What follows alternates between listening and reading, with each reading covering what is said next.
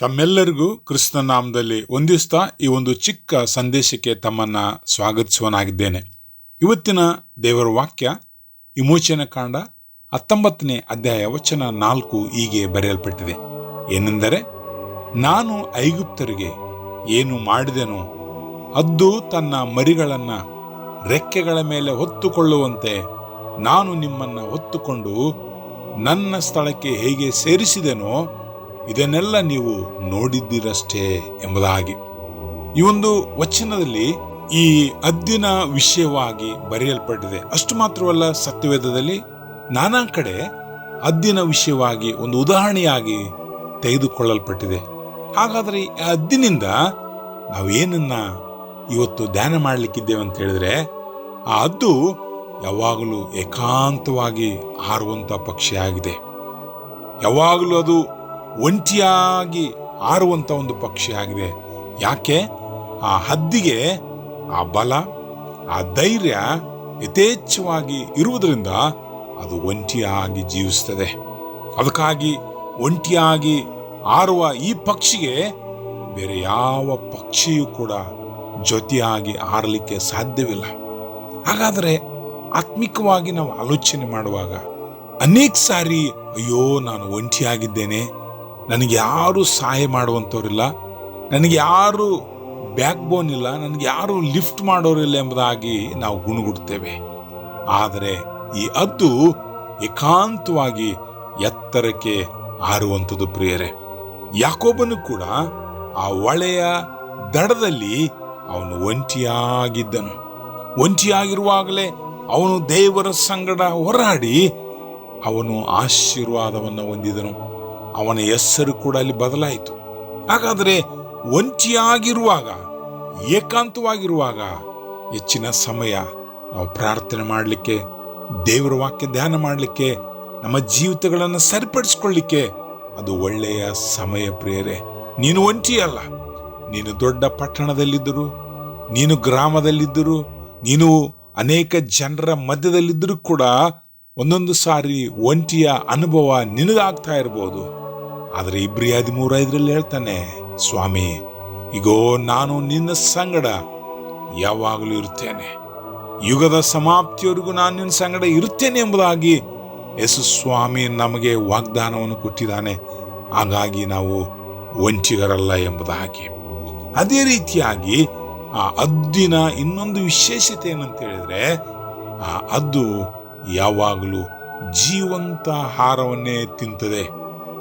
Eagle eats A live food ಎಂಬುದಾಗಿ ಅದು ಜೀವಂತ ಆಹಾರವನ್ನು ತಿಂತದೆ. ಹೇಗೆ? ಆ ಕೋಳಿ ಮರಿಯನ್ನ ಹಿಡಿದುಕೊಂಡಾಗ ಅಥವಾ ಮೀನನ್ನ ಹಿಡಿದುಕೊಂಡಾಗ ಆ ಪ್ರಾಣಿ ಪಕ್ಷಿಗಳು ಒದ್ದಾಡ್ತಾ ಇರ್ತವೆ. ಆ ಸಂದರ್ಭದಲ್ಲಿ ಕೂಡ ಆ ಹದ್ದು ಅದನ್ನು ತಿಂತಾ ಇರ್ತದೆ. ಹೆಚ್ಚಾಗಿ ಹದ್ದುಗಳು ಸತ್ತಂತ ಆ ಒಂದು ಮಾಂಸವನ್ನ ಅವು ತಿನ್ನುವುದಿಲ್ಲ, ಅಲ್ಲಿ ಕೂತ್ಕೊಳ್ತವೆ, ಆದರೆ ತಿನ್ನುವುದಿಲ್ಲ. ಈ ಹದ್ದಿನ ಸ್ವಭಾವ ಈಗ ಜೀವಂತ ಆಹಾರವನ್ನ ತಿನ್ನುವಂಥದ್ದು. ಹಾಗಾದರೆ ಆತ್ಮಿಕವಾಗಿ ಇದನ್ನು ನಾವು ತೆಗೆದುಕೊಳ್ಳುವಾಗ ಜೀವಂತ ಆಹಾರ ಯಾವುದು? ಯೇಸು ಸ್ವಾಮಿ ಹೇಳಿದಾನೆ, ನಾನೇ ಜೀವದ ರೊಟ್ಟಿ. ಆ ರೊಟ್ಟಿ ದೇವರ ವಾಕ್ಯ. ಅದನ್ನು ನಾವು ತಿನ್ನಬೇಕು, ಆಗ ನಿನ್ನಲ್ಲಿ ಜೀವ ಬರ್ತದೆ.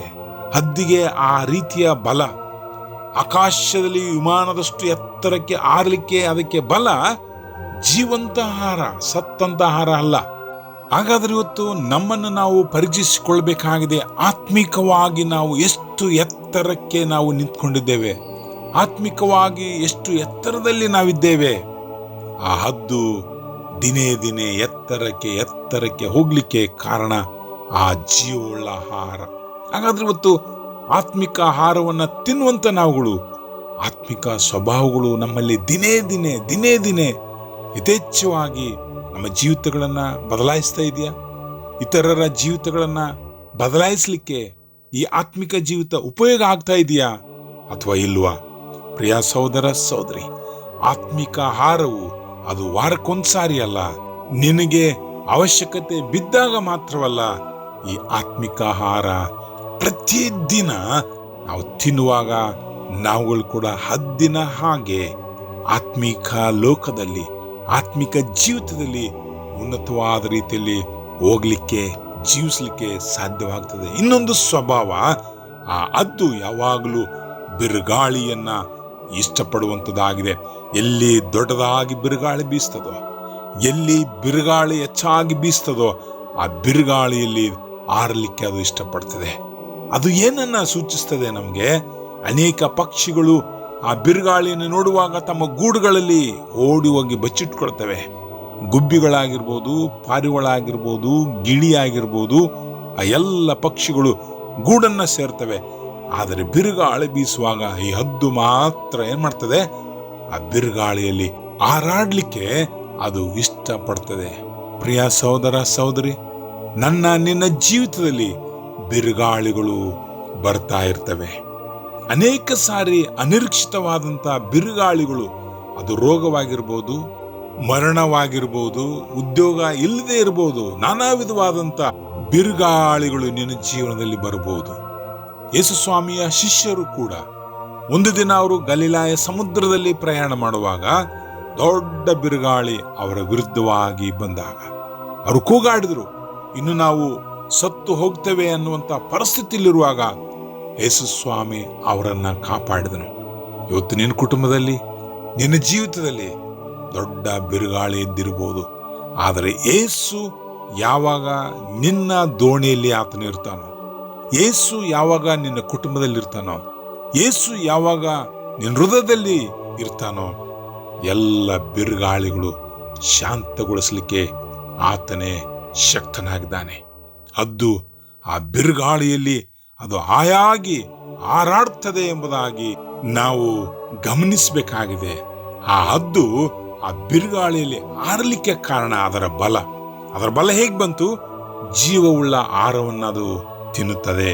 ಹಾಗೆಯೇ ನಾವು ಕೂಡ ಈ ಜೀವವುಳ್ಳ ದೇವರ ವಾಕ್ಯವನ್ನು ತಿನ್ನುವಾಗ ಎಲ್ಲ ಬಿರುಗಾಳಿಯ ಮಧ್ಯದಲ್ಲಿ ದೇವರು ನಿನ್ನನ್ನು ದಡಕ್ಕೆ ಸೇರಿಸ್ತಾನೆ. ದೇವರ ವಾಕ್ಯ ತಿನ್ನೋಣ, ದೇವರ ವಾಕ್ಯವನ್ನು ಅನುಸರಿಸೋಣ, ದೇವರ ಸನ್ಮಾರ್ಗದಲ್ಲಿ ನಾವು ಜೀವಿಸೋಣ. ಆ ಹದ್ದಿನಂತೆ ದೇವರು ನಿನಗೆ ಬಲವನ್ನ, ಶಕ್ತಿಯನ್ನ ಕೊಟ್ಟು ನಡೆಸಲಿ. ಆಮೇನ್.